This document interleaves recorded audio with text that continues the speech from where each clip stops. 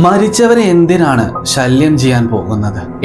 ആത്മാവ് എന്ന് പറഞ്ഞ ഒരു സംഭവമേ ഇല്ല. ഞാൻ ഒരുപാട് തവണ കേട്ടിട്ടുണ്ട്. എന്നാൽ ആത്മാവ് എന്ന് പറഞ്ഞ സംഭവത്തിലേക്ക് നമ്മൾ അവരെ ശല്യം ചെയ്യാൻ പോകുന്ന സമയത്ത് അവർ ഉറപ്പായും നമ്മളുടെ കൂടെ ഇങ്ങോട്ടേക്ക് പോരുന്നു. അവർ ഉറങ്ങിക്കിടക്കുന്ന ആ മണ്ണിനടിയിലെ അവരുടെ ജീവിതം നമ്മൾ നേരിട്ട് ഇതുവരെ കണ്ടിട്ടില്ല. അങ്ങനെയാണെങ്കിൽ അവരവിടെ ജീവിക്കുന്നത് എങ്ങനെയാണെന്നതിന് നമുക്ക് ഒരു തെളിവുമില്ല. ഈ അടക്കം ചെയ്തു കഴിഞ്ഞാൽ പിന്നീട് ഇത്ര ദിവസത്തിനുള്ളിൽ അവരുടെ ശരീരമൊക്കെ അഴുകി ദ്രവിച്ച് അവർ മണ്ണോട് മണ്ണായി മാറുന്നു. എന്നാൽ അതിന് പിന്നിലുള്ള സയന്റിഫിക് കാര്യങ്ങൾ മാത്രമേ നമുക്കൊക്കെ അറിയൂ. എന്നാൽ ഇതിനൊക്കെ പുറകിലുള്ള അമാനുഷികമായ ചില കാര്യങ്ങളും കൂടി നമുക്ക് അറിയേണ്ടതുണ്ട്.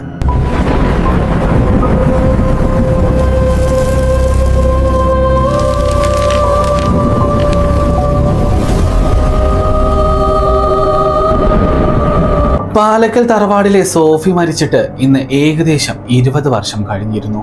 ആ തറവാട്ടിലെ ആദ്യത്തെ മരണം. വളരെ ചെറുപ്പത്തിൽ തന്നെ മരണത്തിന് കീഴടങ്ങിയ സോഫി ഒരു പനി ബാധിച്ചായിരുന്നു മരണപ്പെട്ടിരുന്നത് എന്നാണ് പറഞ്ഞു കേട്ടിട്ടുണ്ടായിരുന്നത്. എന്നാൽ അത് കഴിഞ്ഞ് 20 വർഷത്തിന് ശേഷമാണ് ആ പാലക്കൽ തറവാട്ടിലെ കാരണവരായ അബ്രഹാം മരണപ്പെടുന്നത്. അബ്രഹാം എന്ന ഈ അപ്പൂപ്പനെ അടക്കം ചെയ്യാനായി അവരുടെ കുടുംബ കല്ലറയിലേക്ക് കൊണ്ടുപോകുന്ന സമയത്ത് അവിടെ അടക്കം ചെയ്യാനായി ബാക്കിയുണ്ടായിരുന്നത് 20 വർഷം മുന്നേ മരണപ്പെട്ട സോഫിയെ അടക്കം ചെയ്ത അതേ ശവക്കല്ലറയിൽ തന്നെയായിരുന്നു. അതിനുവേണ്ടി സോഫിയെ അടക്കം ചെയ്ത ആ കല്ലറ വീണ്ടും അവർ കുഴിക്കാൻ തീരുമാനിച്ചു. അങ്ങനെ കുഴിച്ച് അകത്തേക്ക് ചെന്ന സമയത്താണ് അവരെല്ലാവരും അപൂർവമായ അല്ലെങ്കിൽ വിചിത്രമായ ആ കാഴ്ച കാണുന്നത്. അവസാനത്തെ ആ സ്ലാബ് മാറ്റുന്ന സമയത്ത് എല്ലാവരും മുഖം തൂവാല കൊണ്ടും അതുപോലെ അവരവരുടെ ഷർട്ടിന്റെ ഭാഗങ്ങൾ കൊണ്ടും പൊത്തിക്കഴിഞ്ഞു. കാരണം അവർ പ്രതീക്ഷിച്ചിരുന്നത് വല്ലാത്ത തരത്തിലുള്ള ഒരു ദുർഗന്ധം അവിടെ നിന്ന് വരുമെന്നായിരുന്നു. എന്നാൽ എല്ലാവരുടെയും പ്രതീക്ഷകളെ മാറ്റിമറിച്ചുകൊണ്ട് ആ കല്ലറയിൽ നിന്നും വന്നത് ദുർഗന്ധമായിരുന്നില്ല. ആ കല്ലറയിൽ നിന്നും ഒരു വല്ലാത്ത തരത്തിലുള്ള സുഗന്ധം വരാൻ തുടങ്ങി. എന്നത് മാത്രമല്ല, അവളുടെ ആ ശവപ്പെട്ടിക്ക് ഒരു കേടുപാടുകളും സംഭവിച്ചിരുന്നില്ല. എന്നാൽ ആളുകൾക്ക് ഇത് വിചിത്രമായി തോന്നിയത് കൊണ്ട് തന്നെ അവിടെ ഉണ്ടായിരുന്ന ചില കാരണവന്മാരുടെ സഹായത്തോടെയും അനുവാദത്തോടു കൂടെയും ആ ശവപ്പെട്ടിയുടെ പുറം ഭാഗം പുറത്തെടുത്തു. അപ്പോഴായിരുന്നു അവരെല്ലാവരും ആ ഞെട്ടിക്കുന്ന കാഴ്ച കണ്ടത്. 20 വർഷം കഴിഞ്ഞിട്ടും സോഫിയുടെ ശരീരത്തിലോ അല്ലെങ്കിൽ തൊലിയിലോ ഒരു ചുളിവോ ഒരു കേടുപാടോ സംഭവിച്ചിട്ടില്ല. ഇന്നലെ മരണപ്പെട്ട ഒരാളെ അടക്കം ചെയ്തതുപോലെയുള്ള ഒരു ശവശരീരം. എന്നത് മാത്രമല്ല, അവൾ ചിരിച്ചുകൊണ്ട് നിൽക്കുന്നു. നെറ്റിയിൽ എന്തോ ഒരു പ്രത്യേക തരത്തിലുള്ള ഒരു ചിഹ്നവും വരച്ചു വെച്ചിരുന്നു. എന്നാൽ അവളെ അടക്കം ചെയ്യുന്ന സമയത്ത് ഇത്തരത്തിലുള്ള ഒരു അടയാളങ്ങളും അവളുടെ ശരീരത്തിൽ രേഖപ്പെടുത്തിയിട്ടില്ല എന്ന് അവിടെ ഉണ്ടായിരുന്നവർ എല്ലാവരും പറഞ്ഞു. പിന്നെ എങ്ങനെയാണ് സോഫിയുടെ നെറ്റിയിൽ ഇത്തരത്തിലുള്ള ഒരു അടയാളം വന്നതെന്ന് അവർക്കെല്ലാവർക്കും മനസ്സിൽ ആശ്ചര്യമുണ്ടാക്കി. എന്നാൽ ഇത് കണ്ട് എല്ലാവരും ഭയന്ന് നിൽക്കുന്ന സമയത്ത് പെട്ടെന്ന് തന്നെ അവിടെ ഉണ്ടായിരുന്ന ചില കാരണവന്മാർ പറഞ്ഞു, ഉടനെ തന്നെ ഈ കല്ലറ മൂടണം. എത്രയും പെട്ടെന്ന് അബ്രഹാമിനെ കൂടി ഈ കല്ലറയിൽ തന്നെ വെച്ചിട്ട് വേഗം കുഴി മൂടാൻ അവിടെയുള്ളവർ പറഞ്ഞു. പെട്ടെന്ന് തന്നെ സഹായികളായ ചിലർ അവിടെ അബ്രഹാമിനെ ആ കല്ലറയിൽ തന്നെ അടക്കം ചെയ്ത് ആ കുഴി പെട്ടെന്ന് തന്നെ മൂടിക്കളയുകയും ചെയ്തു. എന്നാൽ ഇതോടെ എല്ലാം അവസാനിച്ചു എന്ന് പറയാൻ വരട്ടെ. ഇവിടെ നിന്നായിരുന്നു എല്ലാത്തിൻ്റെയും തുടക്കം. അന്ന് ഈ ശ്മശാനത്തിലെ അടക്കമൊക്കെ കഴിഞ്ഞ് വീട്ടിലെത്തിയ സമയത്ത് പെട്ടെന്ന് ആ തലമുറയിലെ അവസാനത്തെ ആൺതരിയായ അലക്സിന് എന്തൊക്കെയോ അസ്വസ്ഥതകൾ ശരീരത്തിൽ വരാൻ തുടങ്ങി. അവൻ വിചിത്രമായി പെരുമാറുന്നത് പോലെ. അലക്സിന് തന്നെ തൻ്റെ ശരീരത്തിൽ എന്തോ ഒരു കനം തോന്നിയത് കൊണ്ട് ഉടനെ അലക്സ് പോയിട്ട് അവൻ്റെ മുറിയിൽ വാതിലൊക്കെ അടച്ചിട്ട് കിടക്കാൻ തുടങ്ങി. കുറച്ച് സമയങ്ങൾക്ക് ശേഷമാണ് ബന്ധുക്കളൊക്കെ ആ തറവാട്ടിൽ നിന്നും പിരിഞ്ഞു പോയതിനു ശേഷം അലക്സിന്റെ മുറിയിൽ നിന്നും എന്തോ ഒന്ന് വല്ലാതെ അമർന്നതുപോലെയും എന്തോ ഒരു ആഭരണം നിലത്ത് ഉരസുന്നത് പോലെയും ആരോ കാലിൽ പാദസരമൊക്കെ കെട്ടി അല്ലെങ്കിൽ ഒരു ചിലമ്പൊക്കെ കെട്ടി മുറിക്കുള്ളിൽ നടക്കുന്നത് പോലെയുമുള്ള ശബ്ദം കേൾക്കാൻ തുടങ്ങിയത്. അലക്സിന്റെ മുറിയുടെ ഭാഗത്തേക്ക് അവരെല്ലാവരും ചെല്ലാൻ ഒരുങ്ങുന്ന സമയത്ത് അടുക്കളയിലെ പാത്രങ്ങൾ തനിയെ വീഴുന്നതും അതുപോലെ അവിടെ ഉണ്ടായിരുന്ന ആ പടുകൂറ്റൻ തറവാടിന്റെ ചില ഭാഗങ്ങളിലെ ജനവാതിലുകളിലെ ചില്ലുകൾ തകർന്നു വീഴുന്നതുമായ ശബ്ദം ആ തറവാട്ടിൽ മുഴങ്ങി കേട്ടുകൊണ്ടേയിരുന്നു. എന്നാൽ നിവർത്തിയില്ലാതെ അവരെല്ലാവരും ചെന്ന് ഈ ശബ്ദം എവിടെ നിന്നാണ് വരുന്നതെന്നറിയാൻ വേണ്ടിയിട്ട് അലക്സിന്റെ മുറിയുടെ വാതിൽ തുറക്കുന്നു. എന്നാൽ അലക്സിന്റെ മുറിയുടെ വാതിൽ തുറന്നത് അകത്തേക്ക് ചെന്ന സമയത്ത് അവിടെ അലക്സ് ഉണ്ടായിരുന്നില്ല. എന്നാലും അതിനുള്ളിൽ അദൃശ്യമായ എന്തോ ഒരു ശക്തിയിൽ നിന്നുണ്ടാകുന്ന തരത്തിലുള്ള ഒരു ശബ്ദം കേട്ടുകൊണ്ടേയിരുന്നു. അങ്ങനെ എല്ലാവരും അവിടെയും ചുറ്റുഭാഗവും നോക്കുന്ന സമയത്ത് കട്ടിലിനടിയിൽ കൂടി നോക്കി. ആ സമയത്താണ് കട്ടിലിനടിയിൽ നിന്നും ഒരു ഡയറി ലഭിക്കുന്നത്. ആ ഡയറി എന്തോ ഒരു രക്തക്കറ കൊണ്ട് മൂടപ്പെട്ടിരുന്നു. ആ സമയത്ത് ആ ഡയറി തുറന്ന സമയത്താണ് അവർക്ക് ചില കാര്യങ്ങൾ മനസ്സിലാക്കുന്നത്. 20 വർഷം മുന്നേ മരണപ്പെട്ട സോഫിയുടെ മുറി ഇന്നും അടച്ചിട്ടിരിക്കുകയാണ്.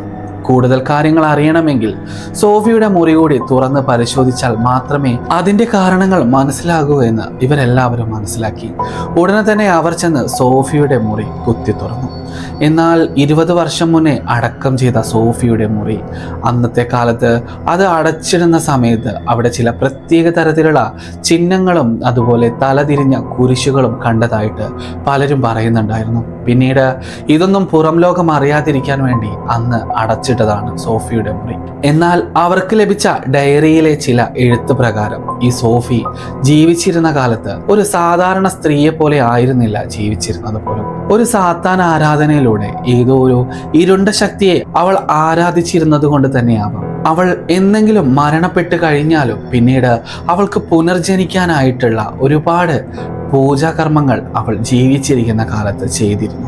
അതിനു വേണ്ടിയിട്ടായിരിക്കാം അവളുടെ ആത്മാവിനെ തന്നെ ആ ഇരുണ്ട ശക്തിക്ക് അവൾ സമർപ്പിച്ചത്. എന്നാൽ പനി കാരണമാണ് മരണപ്പെട്ടതെന്നാണ് അവർ എല്ലാവരും ഈ ഡയറി ലഭിക്കും വരെ കരുതിയിരുന്നത്.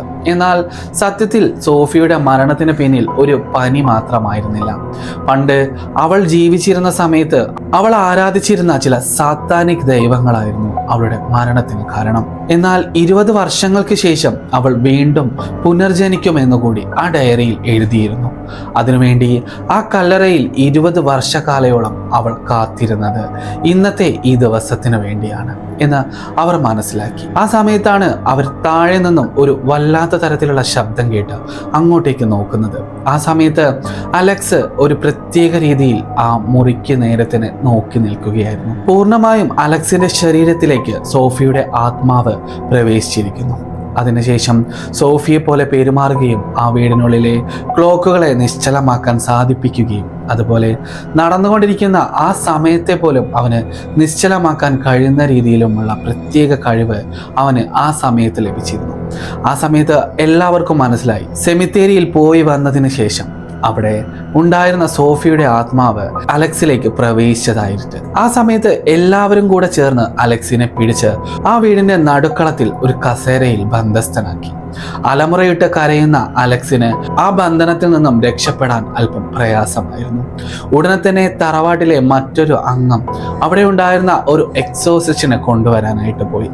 അവിടെ എത്തിയതിനു ശേഷം ആ എക്സോസിസ്റ്റിനോട് കാര്യങ്ങളൊക്കെ പറഞ്ഞു. എന്നിട്ട് തറവാട്ടിലേക്ക് കൂട്ടിക്കൊണ്ടുവരികയും ചെയ്തു. അതിനുശേഷം ഈ എക്സോസിസ്റ്റ് ആ തറവാട്ടിലേക്ക് എത്തിയതിനു ശേഷം അവിടെ വലിയ തരത്തിലുള്ള ഒരു എക്സോസിസം നടക്കാൻ തുടങ്ങി. തൻ്റെ കയ്യിലെ വിശുദ്ധ ജലം ആ ആത്മാവിന്റെ മുകളിലേക്ക് തളിക്കാനായി തുടങ്ങി. ആ ജലത്തിലെ ഓരോ തുള്ളികളും ആ ശരീരത്തിൽ വീഴുന്ന സമയത്ത് ആ ശരീരത്തിൽ നിന്നും പുക മാത്രം ഉയരുന്നുണ്ടായിരുന്നു. അതിനുശേഷം തൻ്റെ കയ്യിലെ ബൈബിൾ ഉപയോഗിച്ച് യേശുവിൻ്റെ നാമത്തിൽ ഒഴിഞ്ഞു പോ സാത്താനെ എന്നൊക്കെ പറഞ്ഞ് പല രീതിയിലുള്ള മന്ത്രോച്ചാരണങ്ങൾ അവിടെ നടക്കാനായി തുടങ്ങി. പതിയെ പതിയെ അവനിരുന്ന ആ കസേര വായുവിൽ ഉയർന്നു പൊങ്ങാൻ തുടങ്ങി. ഉടനെ തന്നെ അന്തരീക്ഷം മുഴുവൻ മാറാനും തുടങ്ങി. ആ തറവാട്ടിലെ പല ഭാഗങ്ങളിലെയും ജനവാതിലിന്റെ ചില്ലുകൾ താനെ തകർന്നു വീഴുന്ന ശബ്ദം ആ തറവാടിനുള്ളിലെ പല ഭാഗങ്ങളിൽ നിന്നും വലിയ രീതിയിലുള്ള ശബ്ദമായി അവർക്കെല്ലാവർക്കും കേൾക്കാൻ തുടങ്ങി. പതിയെ പതിയെ ആ മന്ത്രത്തിന്റെ ശക്തിയും മന്ത്രത്തിന്റെ ശബ്ദവും ആ എക്സോസിസ്റ്റ് കൂട്ടാൻ തുടങ്ങി. എന്നാൽ ആ സമയത്ത് അലക്സിന്റെ ശരീരത്തിൽ നിന്നും ഒരു കറുത്ത രൂപമുള്ള ഒരു വികൃതമായ രൂപം അവിടെ നിന്നും അപ്രത്യക്ഷമാവുന്നത് അവരെല്ലാവരും ഒരുപോലെ കണ്ടു. എന്നാൽ ആ ശരീരം അവനിൽ നിന്നും അപ്രത്യക്ഷമായതോടെ വായുവിൽ ഉയർന്നു പൊങ്ങുന്ന അലക്സിന്റെ കസേര നിലത്തേക്ക് വീഴുകയും അവിടെ അവൻ ബോധരഹിതനായി കിടക്കുകയും ചെയ്തു. എന്നാൽ അവിടെ ഉണ്ടായിരുന്ന പലരും അവനടുത്തേക്ക് ഓടിപ്പോകുന്ന സമയത്ത് ആ എക്സോസിസ്റ്റ് പറഞ്ഞു, തുടരുത്, അവനെ തുടരുത്. ആ സമയത്തും ആ എക്സോസിസ്റ്റിന്റെ മുഖത്ത് വല്ലാത്ത തരം ഭയമുണ്ടായിരുന്നു. ആ സമയത്ത് ആ തലമുറയിലെ ഇപ്പോഴത്തെ കാരണവരോട് ആ എക്സോസിസ്റ്റ് പറഞ്ഞു, അലക്സിന്റെ ശരീരത്തിൽ നിന്നും സോഫിയുടെ ആത്മാവ് പോയി കഴിഞ്ഞിരിക്കുന്നു. എന്നാൽ ഇതൊരു പരിഹാരമല്ല. അവൾ വീണ്ടും അവളുടെ വാസസ്ഥലത്തേക്ക് തന്നെ പോയിട്ടുണ്ട്. എന്നേക്കുമായി അവളുടെ ശല്യം ഇനി ഇല്ലാതാക്കണമെങ്കിൽ അവളുടെ ശരീരം അഗ്നിക്ക് ബലി നൽകണം. അവളുടെ ശരീരം ദഹിപ്പിച്ച് കളഞ്ഞാൽ മാത്രമേ അത് നമുക്ക് സാധ്യമുള്ളൂ എന്ന് പറഞ്ഞ് അലക്സിന്റെ അടുത്ത് അലക്സിന്റെ അമ്മയെ കാവൽ നിർത്തിയിട്ട് ബാക്കി എല്ലാവരും ആ ശവപ്പറമ്പിലേക്ക് പോയി.